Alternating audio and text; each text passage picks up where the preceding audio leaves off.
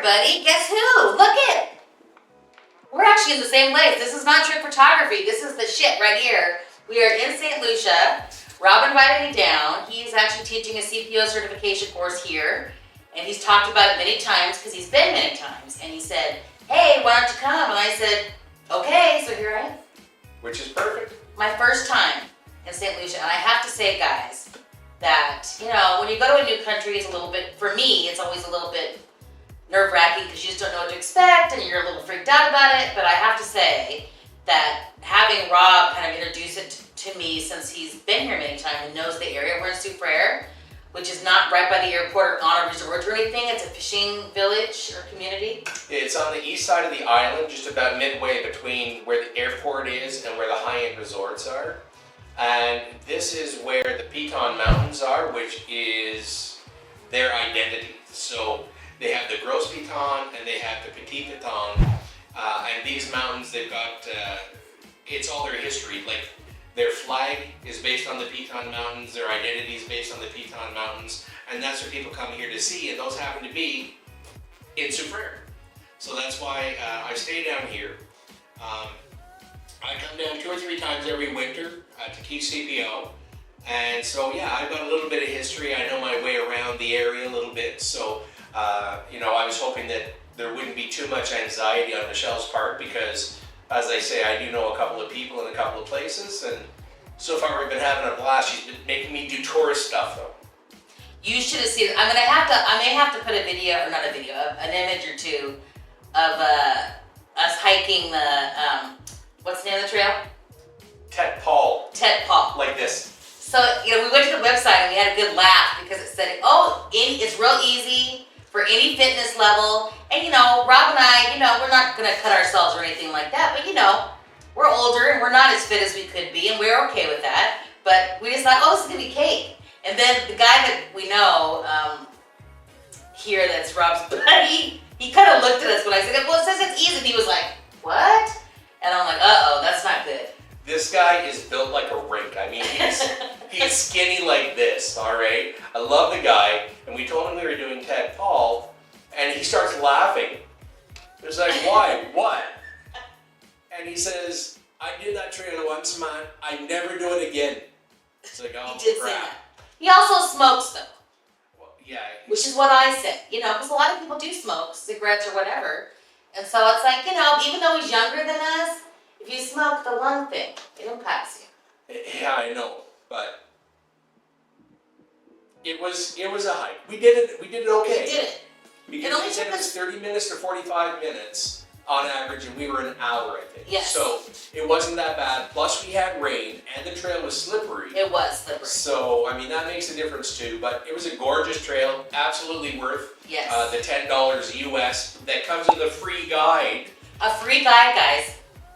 Yeah. So. And it was 351 steps up. And we're not talking like well-manicured steps. We're talking a route with some dirt on it, you know, kind of a step. If there was a goat there, it would have said, screw that. I know. So we did it, and it was well worth it.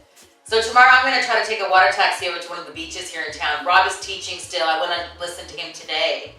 And, you know, there was 10 folks in there wanting to learn more about pool service and maintenance. And so I got to sit in and listen. I've never sat in on one of his classes before. No, which is ironic since about 12 to 13 years ago, Michelle is the one who came up to Canada to recruit me to be an instructor. And in the 13 years, she never once sat in one of my classes. Yes. So it was a good time. So I just want to encourage, and that's kind of the theme of what we're talking about. We're just going to talk a little bit, and we'll probably split it up into different sessions, whatever. But either way, I just wanted to encourage folks to kind of get out of your comfort zone and do something a little bit different. Because this is an example. I sit behind my computer a lot, and I talked to Rob about this. I don't want to just sit in front of my computer. I want to get out in the world and do things. And so, you know, when Rob asked me to come, I was like, I should stay home. I shouldn't go. I should do other, you know, work on my business or whatever. And finally, when he asked me for like the 3rd or 4th time, and I looked up flights, I just hadn't done anything.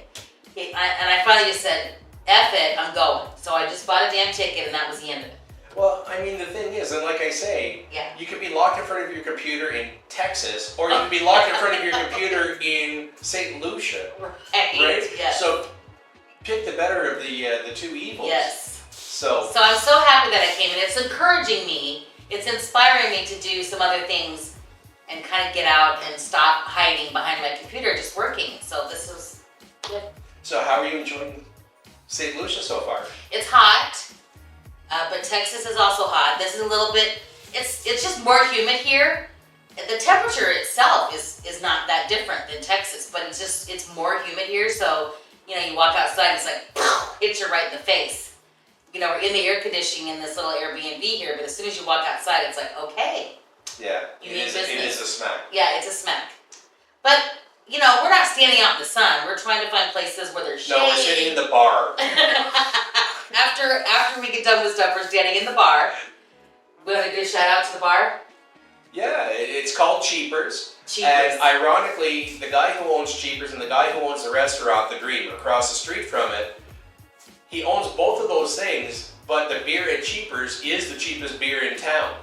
So it's not the same price at both places, which is kind of interesting, but that's the drive, I guess. Well, the Dream is kind of a higher. Well, it's a restaurant, not a bar. Yeah. So that's why it's more expensive. Right. But so yeah, we've been doing that. So we've been going, you know, if you're longer in the shade and you got a fan blowing directly on you, and there's a little bit of breeze, it's completely fine. Except for yesterday, something died in the sewer, or in the ditch, I should say. Yes. And I mean, it was absolutely atrocious. The smell of death. I mean, we couldn't get away from it. So, ups and downs, right? We tried, yes. So. I'm glad though that I stayed not at a resort my first time here, because I feel like, you know, you're kind of sheltered in the resort, is my guess. I haven't stayed in one there, but I'm guessing you're kind of sheltered. You're not really intermingling with the people. And I have had, in fact, it's Emmanuel's birthday today. Who's a new guy that Rob, Michelle, you cannot do that. I can do you that. Cannot do that. I can. That's his trademark. Anyway, we've met a few people here, and Catherine is somebody else I met who is his friend's girlfriend, and we're gonna go to the beach together tomorrow. So it's like, I feel like I have a really much better understanding of the people and the lifestyle here. When we walked over to where he's teaching, we got to go by the school and see all the kids going to school and stuff like that, and the parents walking them to school. So it just makes you understand the culture here and maybe the community more than just staying in a resort where you're just with other tourists and the people that work there. Yeah. So I kind of call this like living at ground level, because at this point we're not really any more special than anybody else who's walking up and down the street. And the people here are super duper friendly. I mean, when you pass somebody in the street, it's always good morning, good afternoon, hello. Yes. There's, I'm gonna call it respect. You know, if we're walking down the street, I'll step out into the roadway so that they can pass. They'll step out into the roadway so we can pass. I mean, it's very laid back and it's very calm and, as I say, very respectful. And like Michelle was saying, I love going over to where I teach these classes, because you get to see all the kids go over to the school, and they're wearing their school uniforms, and they have their hair all done up in beads, and I mean, they're like little princess, every single one, little princes and princesses. It's nice to see. It's nice to see.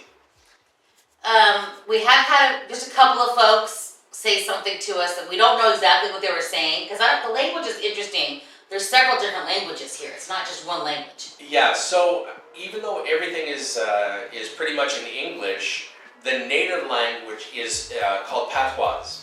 And patois is like a really muddy version of Cajun, which is a really muddy version of French. So, you know, by that 4 degrees of separation, can't understand a damn thing if they don't want you to understand a thing.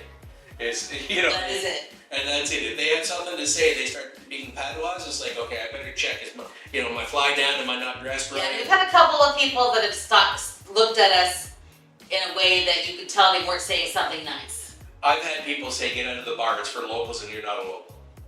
I've had people say that. But, like I say, I've been coming here 7 years, and I've had that said to me twice, and it was by the same guy. Yeah. So, you know, but I still feel very comfortable. I'm trying to be very respectful, because I think a lot of it, and you know, me as an American, I feel like, you know, we're looked at a certain way around the world, whether it be good or bad. But I'll say that in a second. But I'm trying to step outside of my own way of thinking, because I think a mistake that a lot of Americans make when they go other places is that we assume we make assumptions, first of all, about how people live, or if they're, you know, the way they look or dress, or they're acting, and we make assumptions and judgments about them based on that. And I think we also try to solve everybody's problems. Like, you know how hard it is for me, guys, to not try to save every cat on the street here? It's hard. But that's not, I can't come into this culture and try to act like we're trying to put all of our American values and judgments and everything on everybody else here. I'm trying to just be mindful of the fact that I am a guest. I am not here to try to save everybody or solve everybody's problems. I am a guest here just trying to enjoy. And I hope you are enjoying. Yeah. So, where we're staying is right in the downtown of Frere. And from this little B&B, we could walk across the street and there's a market there. Walk down to the corner of that street, there's a fresh bakery there. I came back this morning with like fresh bread. And the fresh bread is only like 50 EC, which is about 35 cents American, or 30 cents American. So I came back with, you know, like 2 bread for us for breakfast. You go down 1 block this way and we're at the bar. Across the street is the restaurant. Across the other street is another restaurant. I mean, everything is literally within walking distance. So yes. It's perfect for me. What was the name of the restaurant we ate at today for lunch? That was the Island Restaurant, or the Island Chef. Oh my gosh, you guys, I cannot tell you how amazing that lunch was. We didn't even get to order. They just basically say sit down and they go get the fish and they just make you something. And so we just were sitting there waiting for whatever they were going to bring. Is that how they normally do it? Well, I mean, the thing is, you walk into this place and it's Yeah. like, okay, well, what do you have on special today? Fish or vegetarian? Okay, well, I'll have fish. We'll have fish. And boom, that's it. You just placed your order. And it was probably one of the best meals I've ever had. Like literally up there in the top 10 of best meals I've ever had. It was just fresh and really, I mean, it was mahi-mahi is what we got. And it was so good. So it was just really, really enjoyable. We were right, you know, on the water, in the shade, thank the Lord. And, you know, it was just amazing.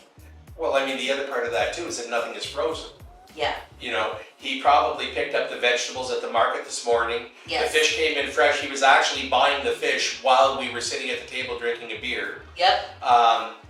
While somebody else came in after us and they ordered something. Next thing you know, we see the chef out there in his little herb garden selecting the herbs to prepare their meal. I mean, yes. You are not going to get fresher food than you're going to get down here. It's absolutely. Impossible. So it was just really, really amazing. So it's great. This is Tuesday. And so we leave on Fridays. We've got 2 more full days here after this. And so I'm excited to go to the beach tomorrow. I may scare small children with how wide as my legs are, but that's okay. So we're just going to go with it. So the beach she's going to be visiting tomorrow is one of the high-end resort beaches. It's Viceroy, part of the Viceroy chain. It's called Sugar Beach. So she's going to be down there on that beach. Going to be taking a water taxi to get over there, which is something I never do because, again, tourists, right? So she's going to take a water taxi to get over there. She's going to be accompanied by my friend Catherine.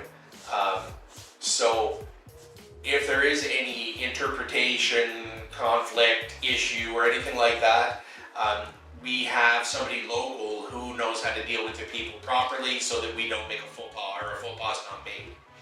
Because again, I won't be going, Michelle's going to be going, I'm going to be teaching.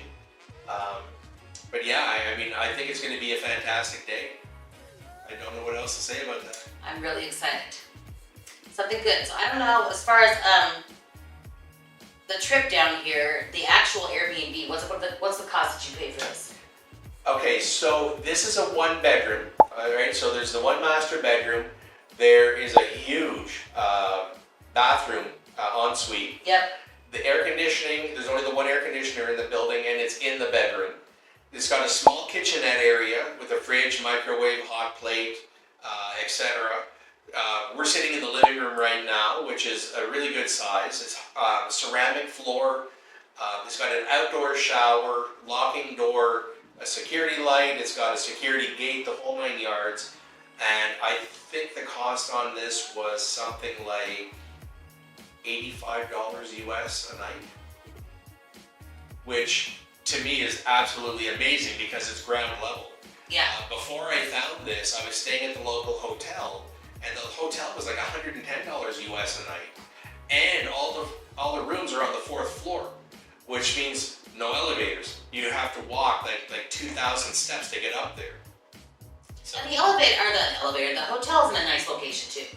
If you wanted to stay in a hotel, it's a nice location. I'm not saying the hotel's in a bad spot. Yeah, I mean, it's one right block down, one block over, Yeah. period. That's it. And that's why I started staying at that hotel, was because it was nice and close to everything that I wanted to be nice and close to. Yeah. On Saturday, we did not even a 5-minute walk. We were at the local market. They had all sorts of fresh fruits, fresh vegetables. We had the local cocoa tea, right? Which was very good. Yeah, so if you don't know, they have cocoa plantations here in St. Lucia. So all of that cocoa is organically harvested. St. Lucia is part of the UNESCO heritage group. So there's a lot of history here, and there's a lot of stuff that people really don't know about. So I definitely want to encourage folks. That's kind of the point of us talking about it.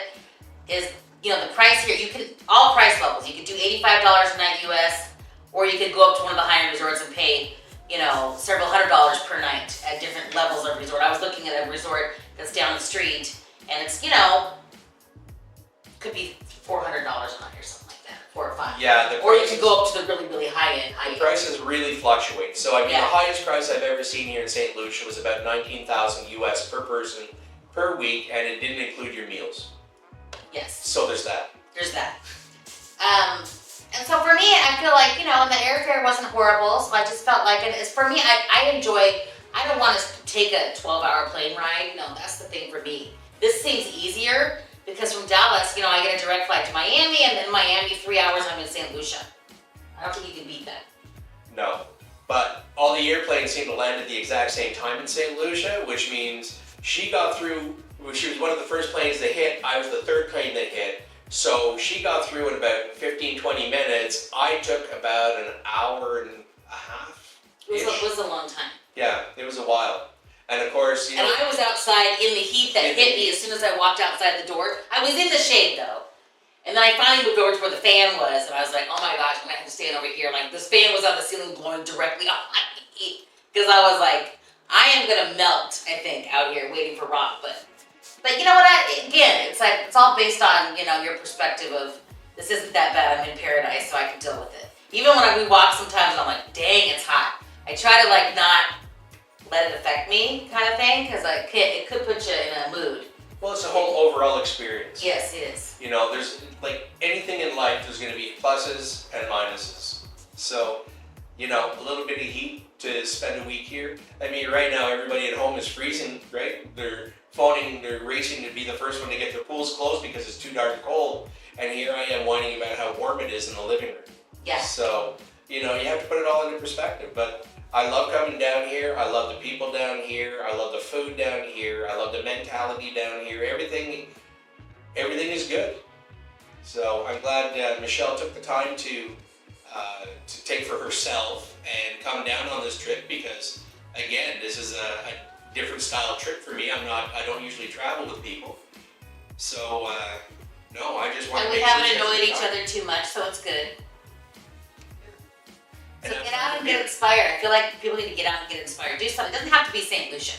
Just get inspired to do something that is outside of your normal routine that, inspires you and gets you out into a different area of the same country or a new country or whatever it is. It doesn't matter. Just get out and do something different. Something you've always wanted to do that you keep saying, oh, I'll do that some other time. I say do it now. Yeah, absolutely. You can sit behind a desk for 35 years and then lament that you never did anything fun. Yes. Or you can get out and do something fun Yes. and spend 35 years less a week behind that desk. Yes. Agreed. So Rob has done that for me. He's inspired me to get out and do something different. So that's what I did. I'm very happy I did. Of course, she Thank has you. the air conditioner and I don't. But she leaves the door open, so I get a little bit of a cool breeze in here. So it's Yeah, okay. it is what it is. I can afford to render.